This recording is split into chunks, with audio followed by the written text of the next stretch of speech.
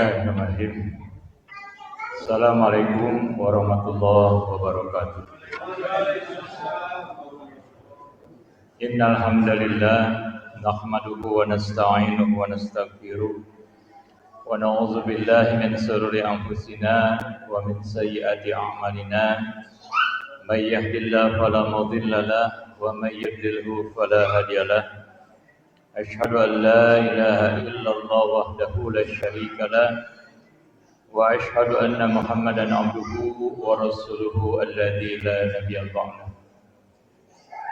Qala Allah ta'ala fi kitabihil karim wa huwa asdaqul qailin.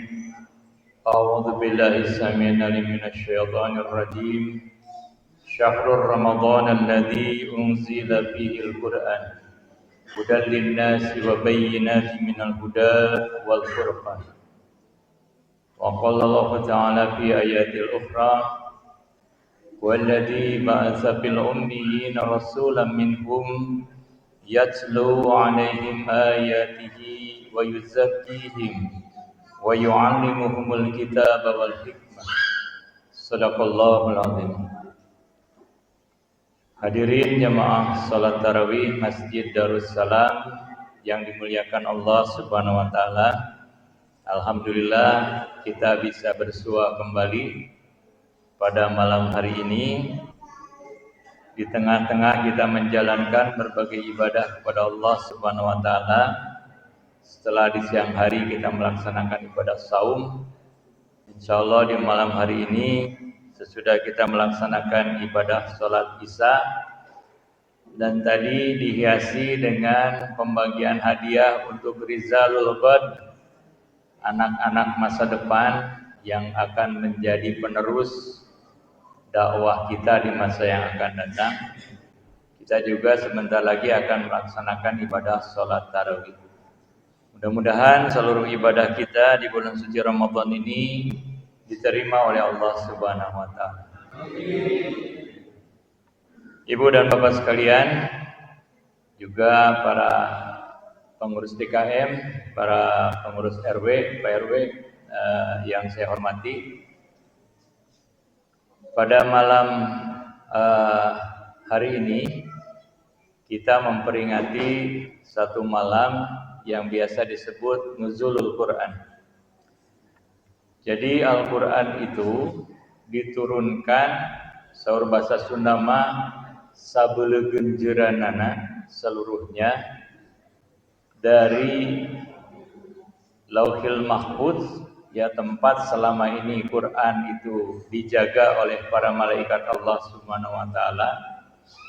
Di dalam Al-Quran disebutkan dalil naklinya la yamassuhu illal mutahharun.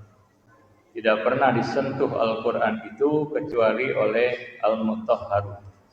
Al-Mutahharun itu maknanya nyata para malaikat Allah Subhanahu wa taala.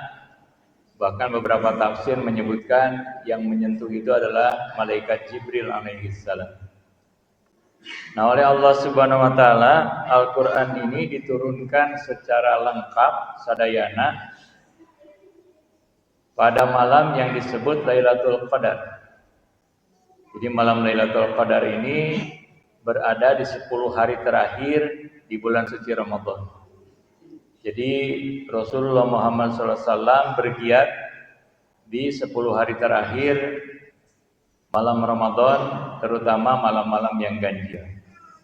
Jadi ini untuk memotivasi kita supaya banyak beribadah di akhir bulan suci Ramadan. Nah, di dalam Al-Quran disebutkan Syahrul Ramadhan alladzi unzila fihil Qur'an. Bulan suci Ramadan ini adalah bulan diturunkannya Al-Quran. Jadi yang pertama adalah turunnya Al-Quran secara keseluruhan.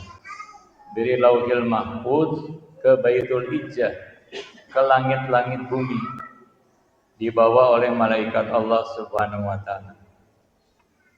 Kemudian dari Baitul Izzah itu ayat Al-Quran diturunkan ayat demi ayat selama kurang lebih 23 tahun masa kenabian Rasulullah Muhammad sallallahu alaihi wasallam. Dari ayat yang pertama yaitu Iqra bismi rabbikal ladzi khalaq sampai ayat yang terakhir, al-yauma akmaltu lakum dinakum wa atmamtu alaikum ni'mati wa raditu lakumul Islam dinan. Jadi ayat-ayat Al-Qur'an ini diturunkan selama 23 tahun. Untuk apa Al-Qur'an itu diturunkan? Nah, malam ini kita akan bahas 3 hal. Yang pertama, Al-Qur'an itu menjadi hudan, menjadi petunjuk bagi umat Islam khususnya. Karena Al-Qur'an ini adalah kitab suci yang diturunkan kepada Rasulullah Muhammad sallallahu alaihi wasallam. Dan kitab suci ini dijaga keasliannya oleh Allah Subhanahu wa taala. Inna nahnu nazzalna dzikra wa inna lahu lahafiz. Sungguh Allah yang menurunkan Al-Qur'an. Dan Allah juga yang akan menjaga keaslian Al-Qur'an, keutuhan Al-Qur'an. Jadi tidak terbilang berapa kali Al-Qur'an ini akan dipalsukan. Tapi karena Al-Qur'an ini sudah diturunkan dalam bentuk satu mushaf lengkap, rasanya memang mustahil Al-Qur'an ini kemudian dipalsukan. Walaupun selalu ada upaya dari orang untuk memalsukan Al-Qur'an. Nah, Al-Qur'an ini menjadi hudan, menjadi petunjuk bagi kita, terutama di dalam menjalankan syariat yang ditetapkan oleh Allah Subhanahu wa taala. Rasulullah bersabda, "Taraktu fikum amrayni wa in tamassaktum bihima lan tadillu abadan." Telah aku tinggalkan bagimu 2 perkara, di mana kalau kamu sekalian berpegang teguh kepada kedua perkara tersebut, lan tadillu abadan. Kalian tidak akan tersesat selama-lamanya. Apa yang 2 perkara itu? Yang pertama adalah kitab Allah, yaitu Al-Qur'an. Jadi Al-Qur'an itu akan memberikan kepada kita petunjuk dalam mengarungi kehidupan ini. Dan disebutkan di dalam penutup ayat yang disampaikan oleh Allah Subhanahu wa taala kepada Rasulullah, al-yauma akmaltu lakum dinakum. Jadi agama itu sudah kamil, sudah sempurna, teu aya cacatna sakedik oge. Jadi ajaran Islam itu sudah lengkap. Kita sebagai umat muslim jangan terprovokasi dengan paham-paham sekarang yang menyebutkan Quran itu harus direorientasi mengikuti perkembangan zaman. Teu aya cerita itu teh. Da Al-Qur'an mah tos lengkap. Jadi Allah Subhanahu wa taala yang menciptakan kita, Allah Subhanahu wa taala tahu kebutuhan kita. Jadi semuanya sudah ada di dalam Al-Qur'anul Karim. Seluruh pedoman hidup kita. Saya berikan beberapa contoh bahwa Al-Qur'an itu hudan, menjadi petunjuk. Misalnya di dalam Al-Qur'an Allah Subhanahu wa taala upami ceuk bahasa Sunda mah nikukur, memberitahukan kepada kita siapa Allah itu. Di dalam surah Al-Ikhlas Allah Subhanahu wa taala berfirman, a'udzubillahi minasyaitonirrajim, qul huwallahu ahad. Hitobna ka Rasulullah, ya, perintah kepada Rasulullah, tapi ibrohnya bagi kita sekalian. Katakanlah olehmu Muhammad bahwa aku ini adalah ahad. Jadi ini menekankan sifat Allah yang wahdaniyah. Allah itu esa, tidak ada sekutunya. Nah, ini untuk menangkis berbagai macam keyakinan yang berkembang kemudian yang menyebut Allah itu memiliki syarikat. Allah itu memiliki andad, memiliki bandingan. Jadi ada kekuatan-kekuatan yang seolah-olah memiliki kekuatan seperti Allah Subhanahu wa taala. Kalau kita memiliki paham seperti itu, musyrik berarti. Tong tebih-tebih orang percaya we kana kekuatan batu. Batu teh tiasa masihan kekuatan atanapi masihan mudorot ke orang sadayana, maka saat itu juga kita menjadi musyrik karena mempersekutukan Allah. Nah, di dalam paham Sunda itu masih banyak yang seperti itu. Ada kekuatan-kekuatan yang sekarang ini diselimuti dengan terma-terma, misalnya kearifan lokal. Hati-hati, upami kearifan lokal ngajak kurang karena musyrik ke Allah mending dijauhkan, karena nanti akan mencelakakan kita. Jadi Allah sudah menegaskan Allahu Ahad. Ayat sekutu sama Allah Subhanahu wa taala. Allah itu wahdaniyah. Ini adalah keyakinan umat Islam. Jadi ini adalah tauhid uluhiyah. Yang akan kita sembah itu hanya Allah saja.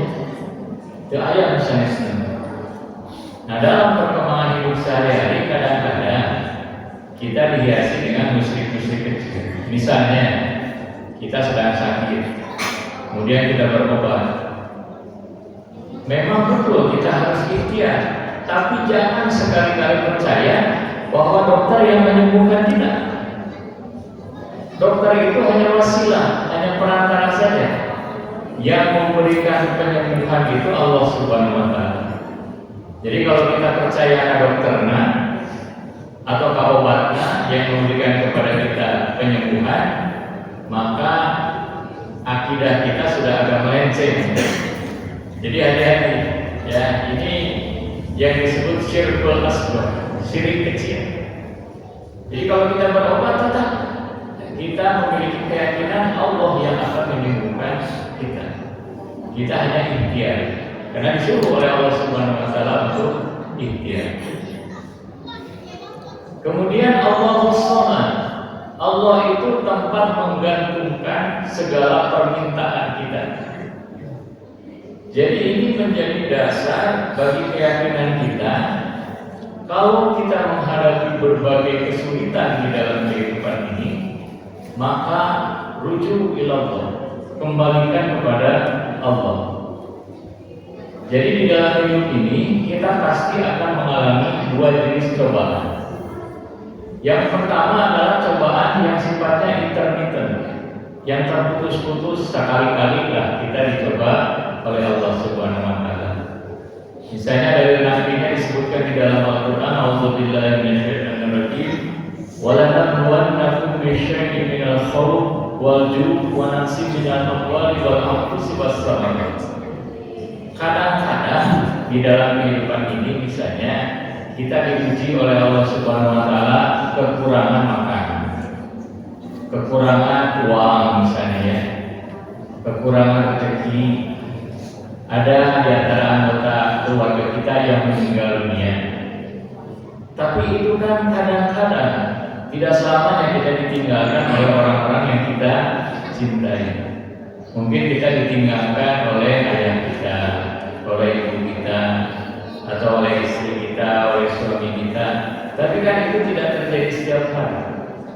Intermittent, terputus-putus. Seringan mana ibu bapak kagungan harta sekarang tegak makan. Sebenarnya malah lebih sering punya uang, tapi karena manusia itu memiliki persepsi selektif, maka yang dia ingat adalah kirtuboga kita. Nah, tapi kami nak apa kalau Subhanahu wa taala. Nah, hidup terasa jiwa. Dia tidak menyadari setiap hari itu diberi nikmat oleh Allah Subhanahu wa taala. Dia bisa memiliki respirasi yang normal, biasa bernapas yang normal. Di Masjid Abdi ada jemaah terkena penyakit jantung. Biasanya nanti sokratin, sholatnya panggulan. Ayo mama, biasa naik ke lantai 2, terus tunang. Nah, dia baru merasakan nikmatnya bisa bernapas dengan enak.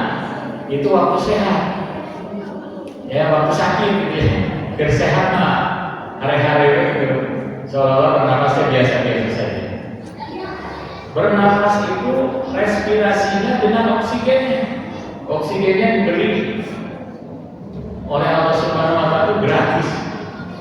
Nah, saya kuliah jadi RW waktu terjadi COVID-19.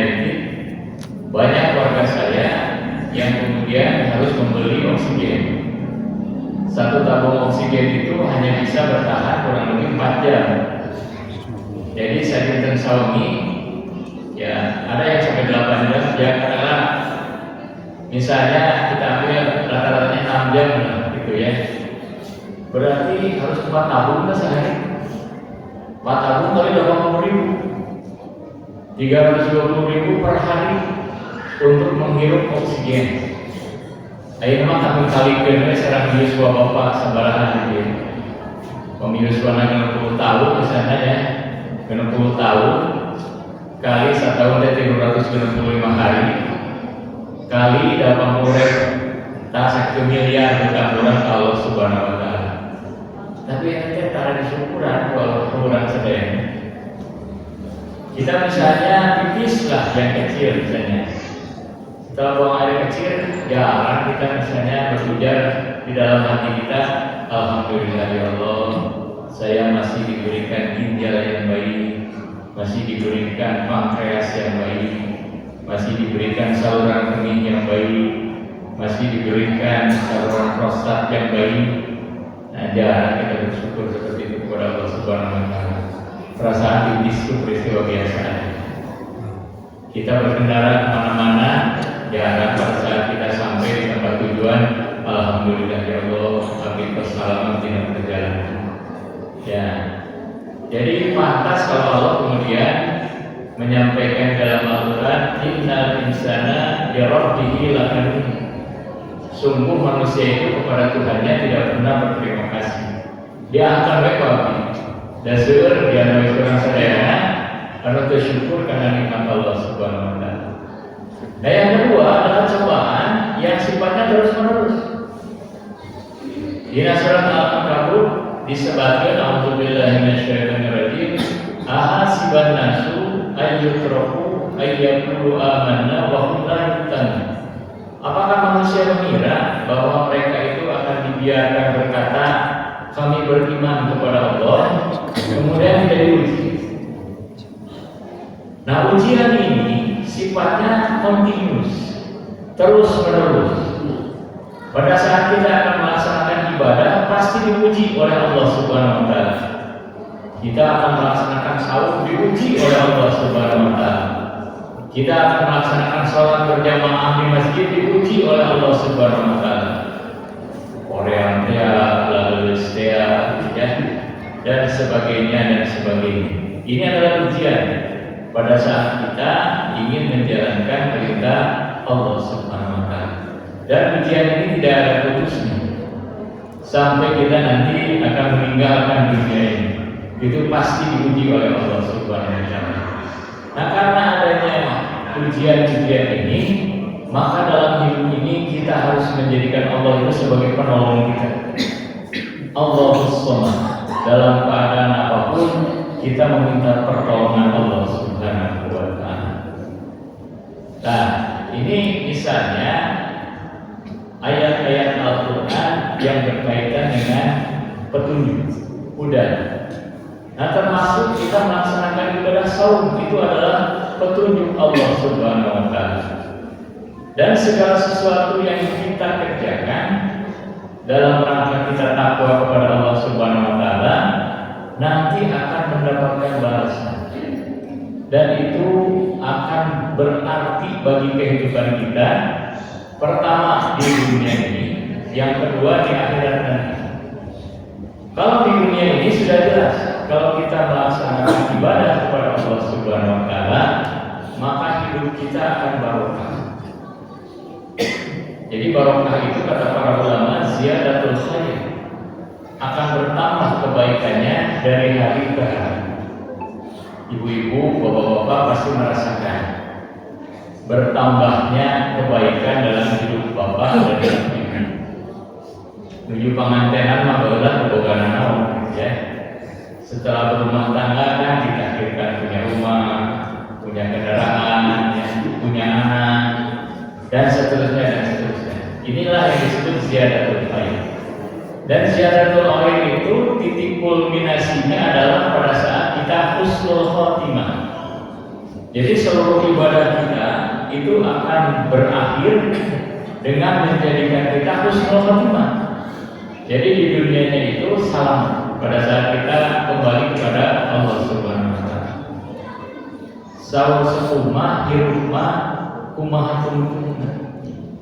Keur dina prosesna misalnya kurang pernah kurang sae dina hirup ieu gitu nya. Di masjid saya banyak mantan preman.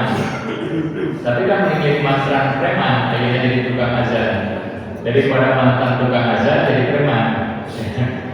Nah karena hirupma nu penting tungtungna. Keur atos atos. Ya yang penting kita ke depannya. Nah insya Allah ibadah itu menjadikan kita husnul khotimah.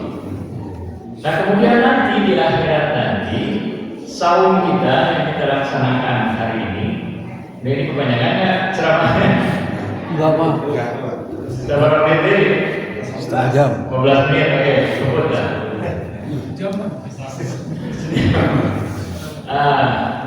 Ya, jadi saum yang kita laksanakan hari ini untuk akhirat kita itu sangat-sangat berguna. Baik kita lihat satu persatu. Ada 4 occasion, ada 4 kejadian di mana nanti saum itu akan menolong kita. Yang pertama pada saat terjadinya kiamat. Jadi setelah kita masuk ke alam barzah, kan kita ini sekarang hidup di dunia. Sebentar lagi akan mengalami yang disebut sakaratul maut. Nah setelah sakaratul maut itu kita masuk ke alam barzah. Nah di alam barzah ini kita tidak selamanya. Nanti kita akan mengalami guncangan kiamat. Nah guncangan kiamat itu pasti terjadi. Jadi baik yang masih ada di atas dunia ini yang hidup menyaksikan kiamat, maupun kita yang sudah ada di alam kubur itu akan merasakan dahsyatnya kiamat. Di dalam Al-Quran surah Yasin, orang-orang kafir nanti berkata pada saat terjadi kiamat, "Mambasana min marqadina." Siapa yang membangunkan kami dari tidur kami? Nah, orang-orang yang beriman kepada Allah, kemudian mereka menjawab, "Hadza ma wa'ada Rahman." Inilah yang dijanjikan oleh Ar-Rahman, bahwa kiamat itu pasti terjadi. Pada saat terjadi kiamat, seluruh manusia maupun yang ada di dalam kubur itu mengalami kegemparan kiamat, mengalami kemabukan kiamat. Mereka itu semua nanar penglihatan, takut karena melihat kiamat. Illa shaimun, kecuali orang-orang yang saum. Jadi saum itu akan menenteramkan hati kita pada saat kita melihat kiamat. Nah inilah kelihatan hikmahnya kita melaksanakan saum. Ya, jadi saum itu di dunia masa biasa-biasa itu kita tinggal manfaatkan. Tapi nanti di akhirat percayalah kepada hadis dari Rasulullah Muhammad SAW bahwa saum itu akan menenteramkan hati kita. Yang kedua, pada saat kita memasuki mahsyar, alam mahsyar itu jauh lebih panjang dibandingkan dengan alam kubur. Orang yang baru dibangkitkan dari alam kubur ditanya di mahsyar, berapa lama kamu ada di barzah? Orang yang mungkin ribuan tahun, bahkan mungkin ratusan ribu tahun di barzah itu dia menjawab, ya saya berada di barzah dari pagilah sampai sore hari dalam ukuran mahsyar. Jadi bisa Anda bayangkan mahsyar itu jauh lebih panjang. Nah di mahsyar ini nanti kita akan berada pada kondisi di mana nafs kita, ya bentuk tubuh ruhaniah kita itu nanti sama tingginya 12 kasta. Jadi di situ ada yang pendek, ada yang jangkung, ya sedayanya 12 kastaan. Nah 12 kasta ada dalam keadaan telanjang. Sampai Siti Aisyah pernah bertanya kepada Rasulullah, ya Rasulullah, kami aku malu ya dalam keadaan telanjang. So Rasulullah ya Aisyah, waktu itu orang jangankan melihat orang lain, dia memikirkan kesulitannya sendiri saja, mereka sudah bingung gitu ya di alam mahsyar. Nah kita akan mengalami 40 tahun kegelapan pendidikan, nyapoe nyala. Dan ini hadisnya banyak sekali yang mutawatir, baik mutawatir lafzi maupun mutawatir makna. Illa shaimun, kembali lagi kecuali orang-orang yang saum. Jadi pada saat orang lain kelaparan di mahsyar, maka 40 tahun yang akan dikecualikan oleh Allah Subhanahu wa taala adalah orang-orang yang saum. Jadi kita melihat urgensi saum untuk kedua kalinya. Oh, ternyata saum itu nulungan orang sadaya. Terus apa yang menerangi kita pada saat kita berada di mahsyarnya Allah Subhanahu wa taala pada saat terjadi kegelapan? Yaitu orang-orang yang biasa melaksanakan ibadah sholat malam. Sangat biasa melaksanakan ibadah sholat malam itu yaitu orang yang biasa melaksanakan sholat jamaah setelah tibanya waktu bosan. Waktu bosan itu dari maghrib. Jadi kalau bapak-bapak pergi untuk sholat jamaah di Masjid Darussalam waktu maghrib, disambung sholat isya, disambung nanti sholat subuh, insya Allah ini adalah golongan yang nanti mendapatkan cahaya mahsyar. Jadi batu poek kurang cahaya. Nah, kemudian siapa lagi? Yaitu orang yang biasa membaca Al-Quran. Rasulullah menyatakan naubiru buyutakum bitilawati Al-Quran. Sahabat bertanya, kenapa Rasulullah menggunakan kata jamak? Ya, buyut itu kan kata jamak dari baik, ya. Karena nanti rumah kita macam-macam.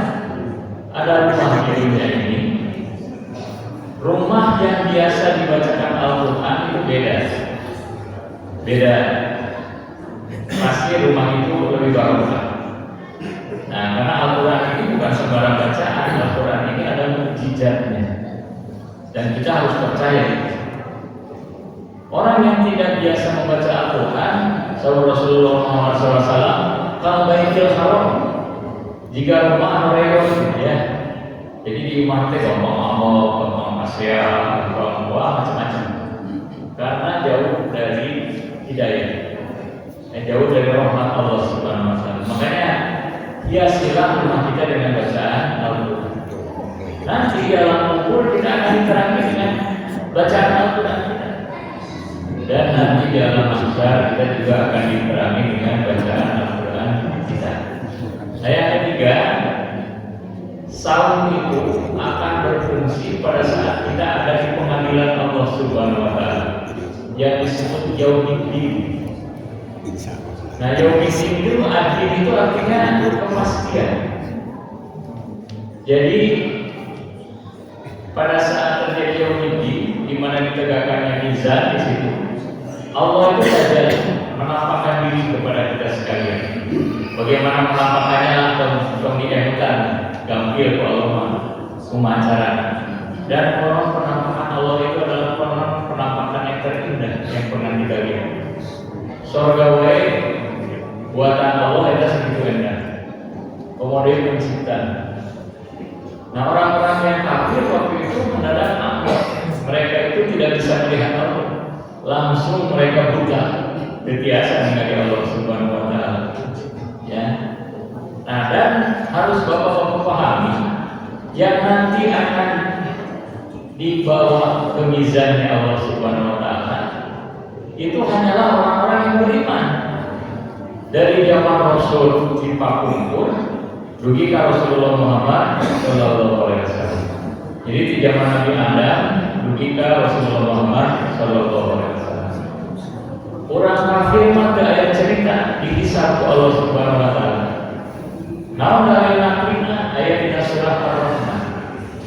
A'udzubillahi minasyaitonir rajim. Yu'raful mujrimuna bisimahum fayukhadu bin nawasi wal aqdam. Dikenali orang-orang berdosa itu, yang dimaksud dengan itu kalau kita lihat tafsir adalah pertama al-musyrikin, orang-orang musyrik, al-kafirin, orang-orang kafir, ya, al-munafiqun, orang-orang yang munafik. Nah, mereka itu kategori dari simak. Jadi simak itu bekas amal yang melekat pada diri kita. Jadi kalau bapak-bapak sekarang ketemu di wilayah bumi asri, kita ketemu normal-normal saja. Tapi di mahsyar wayahnya di ulama Allah akan memperlihatkan amal masing-masing. Nanti penampakan bapak beda-beda tergantung kepada amalan. Jadi orang yang muslim itu dikenali karena simaknya, orang yang kafir juga dikenali karena simaknya. Dan orang yang kafir itu, orang musyrik itu berjalannya terbalik di alam mahsyar, kepala di bawah, kaki di atas. Orang muslim masih alhamdulillah normal jalannya, walaupun ayah boleh tanah panjang gitu ya, ayah boleh menggusur perutnya, ya tergantung amannya. Mungkin bahwa ya benar tanah panjang memang. Ketemu dengan ibu-ibu deh, si ibu tadi ketidurannya biasa-biasa, ya mau kata jadi banyak bisa. Ya kalau orang itu ngomong pembantu, ya bapak-bapak juga sama seperti itu, ya. Jadi kalau kita kongres ngawang beres-beres, hati-hati, jangan menyerempet ke gibah, ya. Karena kita ingat nanti ada yang disebut jauh-jauh. Nah pada saat itu Allah itu menyediakan sebuah pengadilan, ya, yang digambarkan di dalam surat Al-Jathiyah. Jadi ayat surat Al-Quran namanya Al-Jathiyah. Artinya orang-orang yang bertekuk lutut. Nanti kita akan bertekuk lutut di hadapan pengadilan Allah Subhanahu wa Ta'ala. Di atas kepala kita itu dibacakan kitab yang sekarang ini sedang ditulis oleh Raqib dan Atid, malaikat Raqib dan Atid alaihissalam. Jadi pertemuan kita malam ini nanti akan diputar lagi di alam mahsyar, bahwa pada tanggal sekian kita mengadakan acara nuzulul Quran, dan insya Allah ini dihadiri oleh malaikat Allah Subhanahu wa Ta'ala. Ya, kita dimintakan ampunan oleh malaikat-malaikat Allah Subhanahu wa Ta'ala yang ada di masjid ini selama kita menjalani tausiah ini. Ya, disuruhkan ampunan. Jadi kalau bapak tadi masuk ke masjid, lupa dosa, nah misalnya kalau lagi masjid, insya Allah sebagian dosa kita sudah diampuni oleh Allah Subhanahu wa Ta'ala. Nah itu hebatnya seorang muslim, ya. Nah disitulah kemudian kita membutuhkan istighfar, karena semua amal kita, baik yang baik maupun yang jelek, itu dibacakan oleh malaikat Allah Subhanahu wa Ta'ala, kecuali yang sempat kita istighfar. Gofar itu harus penutupan. Jadi rempong nama ayat dosa yang dibacakan ke malaikat Allah Subhanahu wa Ta'ala. Bayangkan kalau dosa kita tidak sempat kita istighfar di dunia ini, kabacakan bingkai yaumil mahsyar, yaumil hisab, kurang bakal celaka. Nah, kalau Allah berkehendak, seluruh keburukan kita dihapus oleh Allah Subhanahu wa Ta'ala, diganti dengan hasan, dengan kebaikan. Jadi orang sedaya insya Allah kita makhluknya tentang ahli surga. Dan disinilah perlunya kita melaksanakan ibadah salat. Karena kata Rasulullah Muhammad SAW, "Man shoma Ramadhana imanan wa ihtisaban, ghufira lahu ma taqaddama min dzambi." Cohagana sing saha melaksanakan salat, ya, itu diniatkan karena Allah Subhanahu wa Ta'ala. Kalian hati-hati di dalam melaksanakannya, maka Allah itu bisa berkenan mengampuni dosa-dosa kita yang sudah lalu. Bahkan disambung lagi, "Man qama Ramadhana imanan wa ihtisaban, ghufira lahu ma taqaddama min dzambi." Barang siapa yang melaksanakan sholat malam di bulan suci Ramadan, yaitu bulan disebut tarawih, ya, maka Allah akan mengampuni dosa kita yang sudah lalu. Eta pentingnya orang sahur, melaksanakan sahur, melaksanakan tarawih. Dosa yang makan berikut masalah bid'ah dan sunnah, ya, yaitu harus dicontohkan oleh sahabat-sahabat Rasulullah Muhammad Sallallahu Alaihi Wasallam. Nah yang terakhir, kita melaksanakan sahur itu nanti akan kita rasakan manfaatnya pada saat kita melewati jembatan Shiratal Mustaqim. Jadi digambarkan oleh Rasulullah, Shiratal Mustaqim itu jalan datarnya 1000 tahun, jalan nanjaknya 1000 tahun, jalan turunnya 1000 tahun. Itu hanya amsal, perumpamaan. Intinya bila gitu ya, Shiratal Mustaqim. Bahkan mungkin lebih panjang dibandingkan masa, karena alatnya semakin ke sana semakin panjang, dan kita akan berakhir MA-nya itu bisa di neraka, alhamdulillah dari bisa di surga. Kalau kita sampai di surga, khalidina fiha, itu kekal selama-lamanya. Jantan mau alih kayak kehidupan satu eta artinya terus di surga maupun kurang berakhir di situ dan insya Allah kita mendapatkan kenikmatan. Jadi pada saat kita melewati Siratal Mustaqim, ada yang berjalan, ada yang merangkak, ada yang melewatinya secepat kilat kalau balik. Nah, termasuk orang yang saum. Orang saum itu dia bisa melewati Siratal Mustaqim itu kalau saumnya diterima oleh Allah Subhanahu wa taala kabar seperti cahaya. Sampai benar-benar di telaga Al-Kausar. Maka sadayana ahlul jannah di bagian heula di telaga disebut Al-Kausar. Telaga Rasulullah Muhammad sallallahu alaihi wasallam. Lalu dihadapkan ke pintu surga kamu saum apa ya? Nah, di situ kita akan berujar alhamdulillahilladzi hadana lihada. Alhamdulillah Allah parantos nunjukkeun urang sadayana kana di jalan. Nah, ieu disebut budak nyaeta jalan Islam. Jadi kita adalah orang yang sangat beruntung karena beragama Islam. Insya Allah orang sadayana lebih dari kajanana Allah Subhanahu wa taala. Rasulullah harus mengingatkan kullu ummati dakhalal jannah. Seluruh umatku nanti akan masuk ke dalam surga Allah Subhanahu wa taala illa man aba, kecuali anak itu. Barang orang sholat masa tertentu sama kemampuan orang sholat. Di warang saum sama kemampuan orang saum. Di warang melaksanakan ibadah mulia, infak, sedekah, zakat sama kemampuan orang dilaksanakan.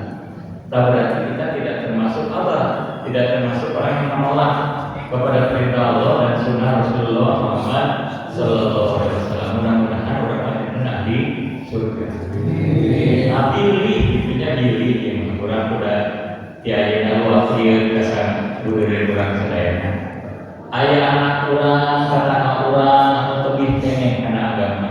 Si orang sholat kali di warang saum di kita kurang puasa. Kebasahan lagi tengenah bisa ya. Digeuing kurang sadayana. Sanes punyewa punya. Mari orang terang ya. Nah itulah kalau orang tidak paham tentang syariat, dia disebut zalim. Zalim itu artinya berpapoekan, cicing dinu poe. Nah orang mau cicing di mencaan aja kayaknya supados kajalan mencaan ya. Nah insya Allah kalau diketri kurang ya tong dipaksa ya kita ingatkan yang baik-baik, bahkan ya kita spend waktu lah cukup banyak gitu ya untuk mengajak orang ke jalan Allah. Lami-lami mudah-mudahan nanti ini hidayah ke Allah Subhanahu wa taala. Amin. Dua hari kita bahas ya daun ini. Jagalah kurang bahas di lain kesempatan dan karena tujuh Quran ini sangat luas. Tapi intinya ya mudah-mudahan dengan adanya petunjuk dari Allah Subhanahu wa taala, adanya sunnah Rasulullah SAW, mudah-mudahan Quran melakukan jami'an ittiba Rasulullah Muhammad sallallahu alaihi wasallam. Kurang sakamampuan orang ngirimlah karena perintah Allah sekarang karena perintah Rasulullah Muhammad SAW. Sekarang sakamampuan orang lebihan orang rugi nugi pahing nugi larang Allah Subhanahu wa taala sareng dilarang. Bila itu wal hidayah. Assalamualaikum warahmatullahi wabarakatuh.